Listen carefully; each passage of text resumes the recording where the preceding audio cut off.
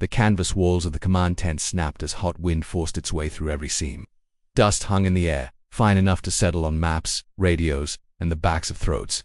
Folding tables sagged under laminated terrain sheets and half-empty notebooks. Radios crackled without pause. Coffee cups stood forgotten near the entrance. Voices overlapped. Orders were unfinished. Everyone was moving fast, and no one was listening very carefully. Staff Sergeant Lena Carver stood near the coffee urn when a junior officer nodded toward her without meeting her eyes. Coffee run, just a gesture. Casual, assumed. She picked up the tray without comment at the center table.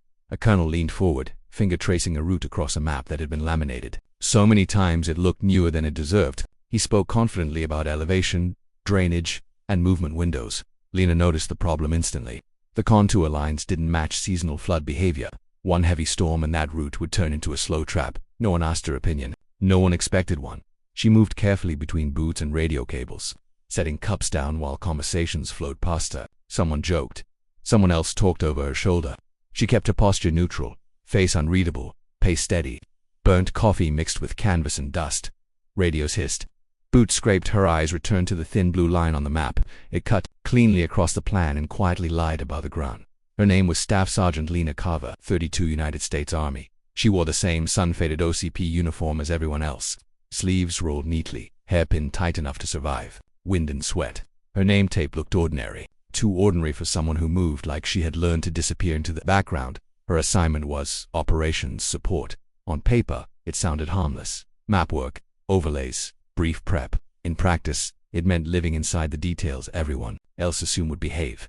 Lena tracked terrain hazards, movement timing, and limitations that never made it onto slides. She knew how long a loaded vehicle took to clear narrow ground. She knew how radios failed in low terrain. She knew how quickly confident plans collapsed when reality disagreed. Authority in the Army moved through rank and position. Lena understood that speaking out of turn didn't just bruise egos, it created confusion, and confusion was risk. So she listened. She wrote in the small notebook that lived in her cargo pocket, edges softened from use, when the colonel's finger crossed the blue line again.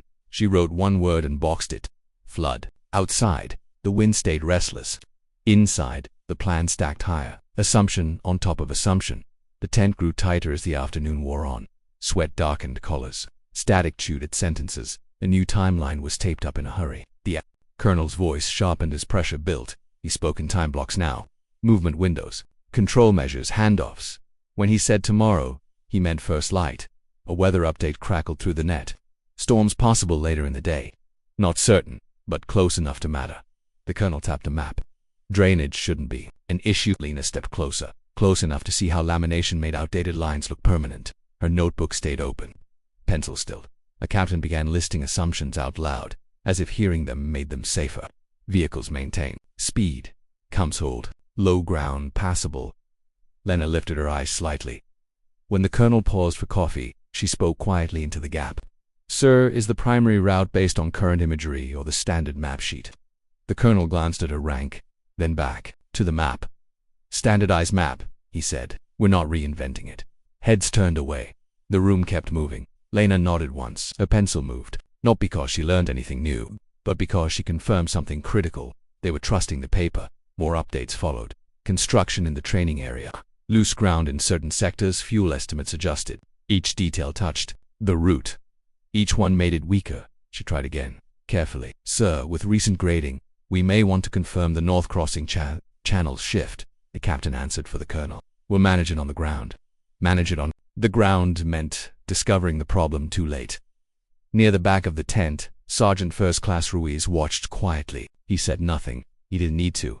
The tension never exploded. It lived in size and impatience, was professional on the surface, pressurized underneath. The flawed map became an anchor. Every estimate tied to it.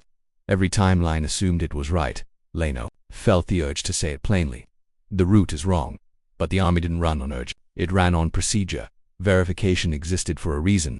Radios were tested, water counted, routes confirmed, not guessed. She changed tactics.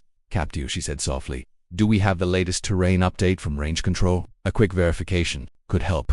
The captain hesitated, then glanced toward the colonel. The colonel didn't look up. We're good with the standard sheet, the captain said. Slower now. Lena stepped back, but her mind stayed active. Then the radios shifted tone. Storm movement accelerating. Ground saturation possible within 3 hours. The colonel straightened. He adjusted the timeline. Move earlier, beat the weather. Another report followed. A relay node went intermittent. Not down. Unreliable. The room tightened again. Pens came out. Presser returned. The colonel compressed prep time. It was decisive. Train. Lena felt the moment arrive. Weather, comms, and terrain were colliding. She stepped forward. One step. Comes she said. Advancing movement increases risk at the low-ground segment on the primary route. The colonel looked at her, surprised but listening. Continue. She didn't accuse, he framed it as a mitigation. I recommend shifting the crossing north 800 meters, or using the ridgeline for initial movement. Slower, but predictable. Based on what? The captain asked. Sharper than intended, Lena met his gaze. Contour inconsistency. Recent grading. Soil composition. Forecasted rainfall. Undersaturation. Flow diverts east into the vehicle paths. Recovery operations would compress spacing and strain comes. Silence. Thinking silence. The colonel asked for weather confirmation. Saturation likely. Logistics confirmed. Limited recovery assets early. The liaison noted ridge movement reduced bottleneck risk. The colonel traced the alternate route. We didn't rush. All right, he said. Primary becomes secondary. Ridge route leads.